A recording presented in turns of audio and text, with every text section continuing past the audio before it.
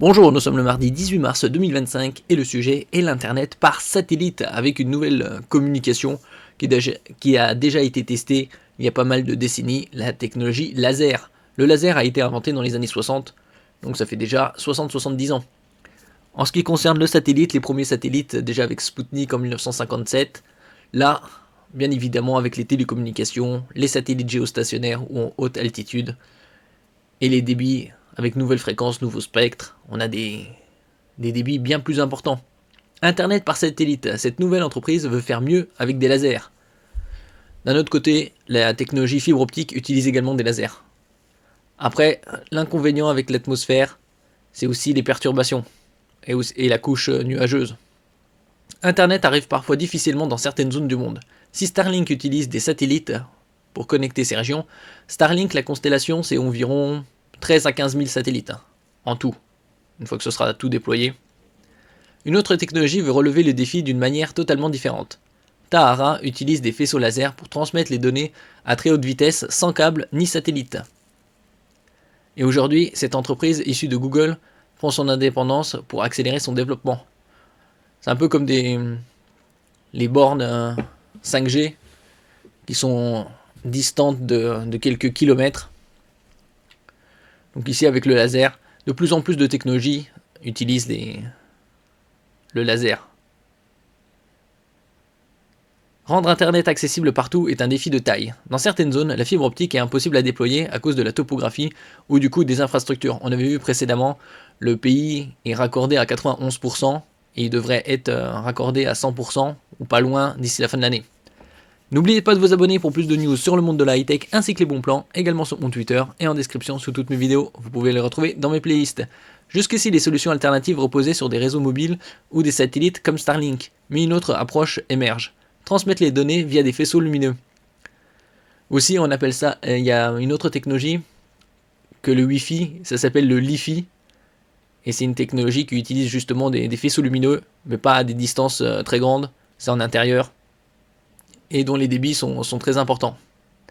C'est l'ambition de Tahara, un projet initié par Alphabet, maison mère de Google, qui repose sur des lasers pour offrir une connexion rapide sans câble. Ce 17 mars 2025, Tahara annonce son indépendance et quitte le giron d'Alphabet. L'entreprise qui opérait jusqu'ici dans l'incubateur X devient une entité autonome avec le soutien d'investisseurs comme Series X Capital. La maison mère de Google conserve toutefois une participation minoritaire. Ce changement stratégique doit permettre à la startup de lever plus de fonds, d'accélérer son déploiement et de nouer de nouveaux partenariats. Avec une présence dans 12 pays, cette dernière mise sur son réseau laser pour s'imposer face aux solutions satellites. Après, ce sera dans certaines zones. Il faut voir aussi le coût, le débit et les infrastructures. Tahara veut révolutionner l'Internet sans fil avec ses lasers. Contrairement à Starlink qui repose sur un réseau de satellites en orbite basse, Tahara utilise des faisceaux laser pour transmettre des données entre deux points fixes.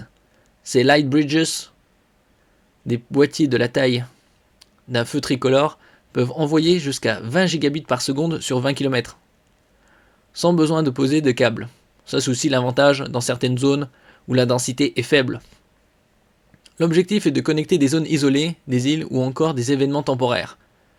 Plus récemment, cette même entreprise a annoncé une avancée majeure, une puce miniaturisée utilisant la même technologie prévue pour 2026, donc dans peu de temps, dans un an et demi, vu que ce sera courant 2026, qui rendra ces connexions encore plus accessibles.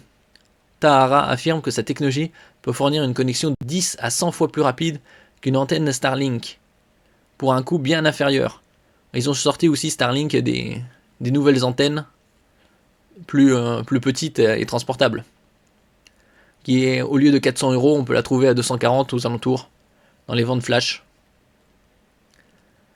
Son approche présente des avantages, une installation rapide et des coûts réduits, sans dépendre d'une constellation de satellites.